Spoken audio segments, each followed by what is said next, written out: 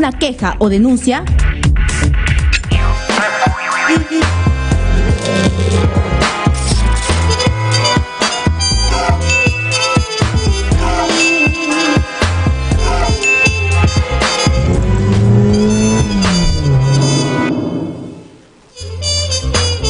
bueno, pues ahora que hemos estado hablando de industrias creativas, industrias culturales, hemos traído aquí a dos representantes de dos podcasts distintos que tratan ese asunto, uno de libros y el otro de música, ¿no es cierto? Además, en la idea básica esta de compartir estos espacios que desde Nación Convice tienen con los podcasts y que se conozcan, ¿no? Claro. Vamos a hacer crecer la podcastósfera, se puede decir así. ¿Qué tal? Empecemos contigo. Tú eres el buen librero, ¿no es cierto? Sí, así es. @el buen librero. @el buen librero o @buen librero es mi Instagram. Y tú sales una vez por semana, ¿no es cierto? Sí, una vez por semana, los días martes. Pero aparte eres un portal, ¿no es cierto? Porque tú cuelgas un montón de otras cosas. Sí, es un proyecto multiplataforma, o sea, abarcamos todas las redes sociales, abarcamos web y, bueno, la premisa es difundir la literatura y la lectura, básicamente, ¿no? ¿Tú eres literato? No. No, o sea, soy un lector, esencialmente. Fan de los libros. Esencialmente lector, fan de los libros, siempre con la premisa desde el inicio de difundir el libro pero independiente, ¿no? Ok, es un target muy específico, no es toda la industria editorial, sino finalmente lo que se hace. Pero bueno, hablando específicamente del podcast, hablamos de temas relacionados al libro, ¿no? Y a partir de eso tratamos de por ahí agarrar a un público cautivo que de repente no se ha enterado de lo que se está publicando y a partir de los temas generales llega hacia algo específico. Pero, ¿qué O sea, tema, no por solamente es reseña, sino que además de reseña tienes, lo que estás tratando más bien es de atrapar al público potencial. Efectivamente, alrededor de, o sea, porque digamos que cada público siempre se tiene que estar reinventando, los públicos no son iguales y digamos que en torno a eso uno tiene que tejer una estrategia para poder llegar, ¿no? ¿Pero qué temas, por ejemplo, tratas? Por ejemplo, justamente le estaba comentando a Ian antes de entrar a la entrevista que yo, por ejemplo, soy educador, también me interesa ese tema y estábamos viendo cómo los libros, o especialmente los temas de manga, pueden entrar a tallar en educación, por ejemplo, y cómo los libros de literatura japonesa, por ejemplo, no se revisan en los colegios, ¿no? Entonces, ¿qué tan interesante podría ser plantear esto como tema, ¿no? O sea, ¿qué pasaría si es que los libros de literatura japonesa o mangas entraran en el plan lector, ¿no? Y a partir de eso tejer... ¿Cuál manga pondrías? ¿Cuál manga recomendarías? Ahí entramos en un tema bastante árido, ¿no? Por ejemplo, había revisado hace poco un libro en el que hablaban acerca de cómo Dragon Ball podría entrar en la educación como un tema de plan lector y me parecía espectacular, ¿no? Porque ya que Dragon Ball acopla varios libros dentro de sí mismo, ¿no? O sea, uno es las aventuras del Rey Mono, o sea, que es una adaptación de una leyenda china, pero al mismo tiempo también es quijotesco, ¿no? Es la épica del héroe, ¿no? Es también varios libros dentro de sí mismo, ¿no? ¿No te parece que Dragon Ball es un poco como, o sea, a mí me gusta Dragon Ball, pero ¿no te parece que es un poco sucio para niños pequeños en formación? Es que depende, o sea... Tiene temas ahí de, no sé, el humor que usan es un poco... Por Bulma y sucio, el maestro Roshi, ¿no? Sí, por ahí. Notado. Bueno, pero digamos que, o sea, depende de qué es lo que se quiere evaluar, ¿no? Exactamente, y para qué edades y todo. Obviamente hay que ir jugando con eso, ¿no? Es algo... No, hay que recordar que católico, también claro. Mi planta de naranja Lima, que sí se leía en las escuelas, tampoco era un libro muy santo, ¿no? Sí, tienes razón. Está bien. Sí. Jan, tú estás considero convencido. haciendo un podcast de música. Música japonesa. Ay, música japonesa. Sí, si no, no se escucha la música. J-pop, ¿no es cierto? No. ¿No? La música japonesa abarca sí el J-pop, abarca el J-rock y abarca muchos otros géneros que... Otros Js. Otros Js, exacto. La música japonesa, la Orquesta de la Luz.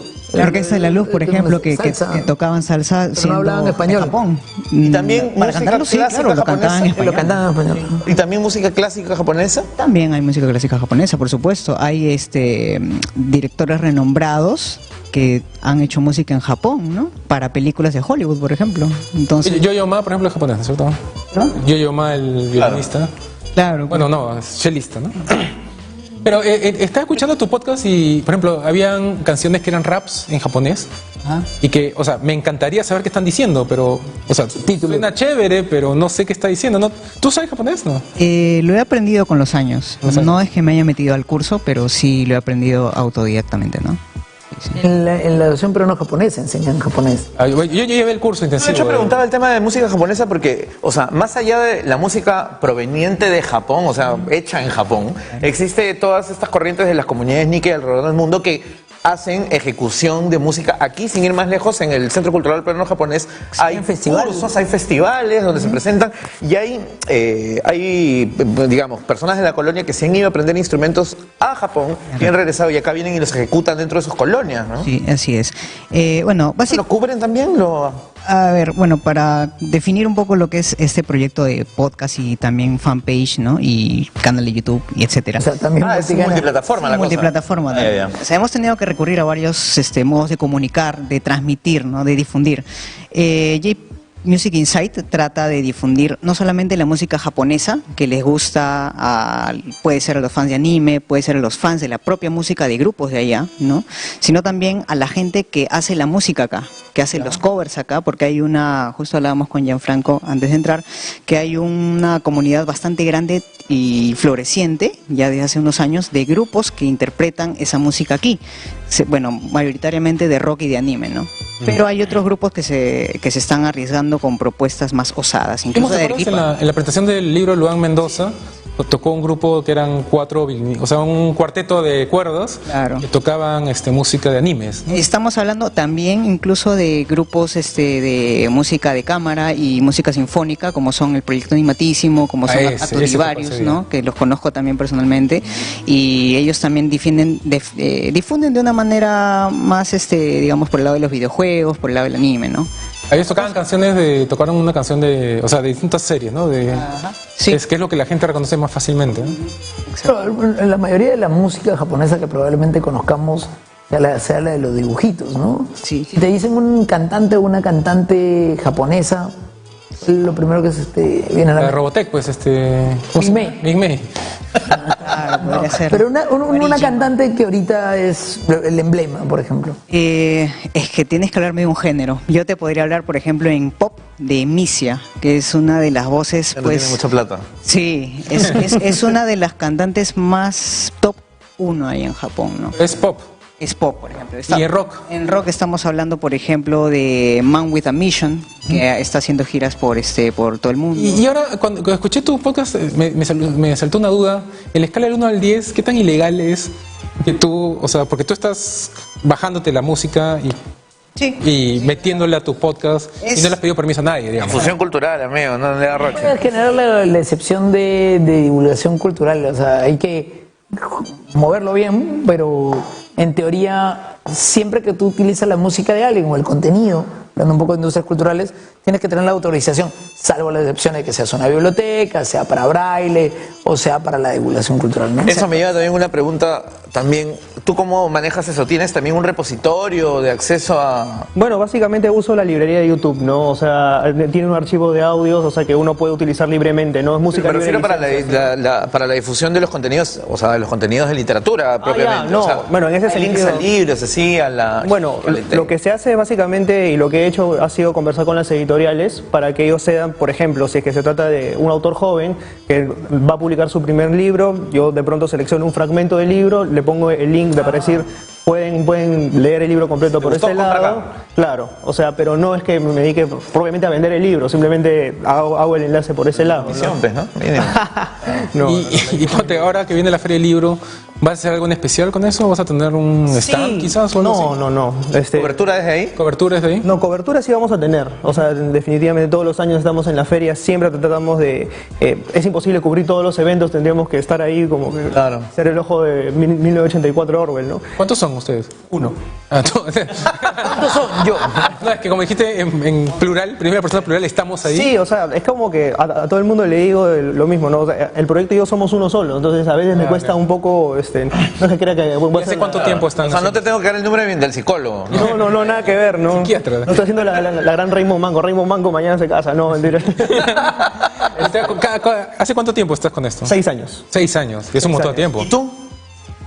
Iniciamos los pilotos en enero del 2018. Ya. O sea, un año y medio. No, esos fueron los pilotos. Oficialmente empezamos hace un año, ya celebramos hace un mes nuestro primer aniversario, ¿no? Ah, man. ¿Y ustedes cuántos son? Ustedes son 3, creo, ¿no? Somos 3, sí. Somos 3 y a veces somos 2, nos ¿Y turnamos. cómo así llegaste a la música japonesa? ¿Tú eres de la Uy. colonia japonesa? No. Como todos, creo que hemos tenido conexión primero por el anime, luego por Arenales, los que íbamos a frecuentar a los amigos, y por el grupo Larkenciel, ¿no? ¿El grupo qué, perdón? Larkenciel. Latin. Es un grupo. Es un grupo japonés ya, ok. de rock y de pop que se hizo muy famoso en los 90s por hacer músicas para anime. Ah, vale. ¿Era Entonces- un grupo peruano, dices? O... No, japonés. Japonés, Sí, ok. japonés.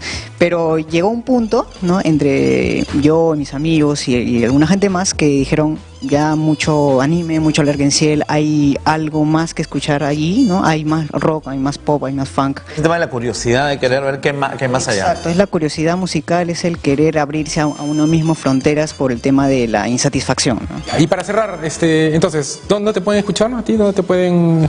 Estamos ahorita en todas las plataformas de podcast, menos en Google Podcast por Y el ahí es momento. como J-Music Insight. J-Music Insight. Insight, con ¿y estás en podcast? ¿En qué plataforma podcast? Spotify, Evox, TuneIn, iTunes. ¿Y por qué no en Google? ¿Los odian? No, porque Google Podcast te pide hosting y sí, por eso todavía no lo tenemos. ¿Y tú dónde están para que la gente te Bueno, pueda seguir? Spreaker, en Spotify y bueno, en todas las redes sociales que nos Buen pueden- librero. El buen librero. Sí, como el buen librero, ¿no? Ahí nos encuentra. ¿Y tú tienes algún evento, algo para ya cerrar?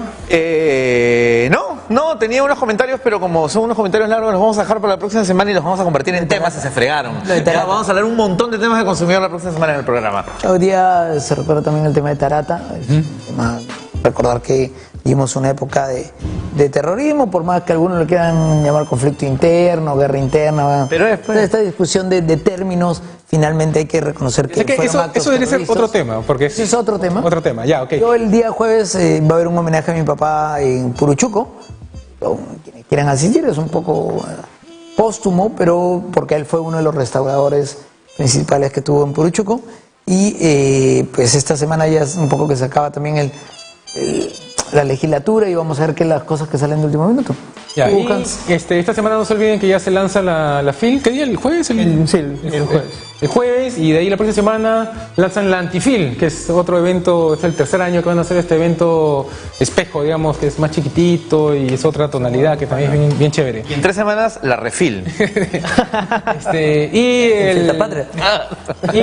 ¿Cuándo era lo de Apolo 11? El Apolo 11 hoy.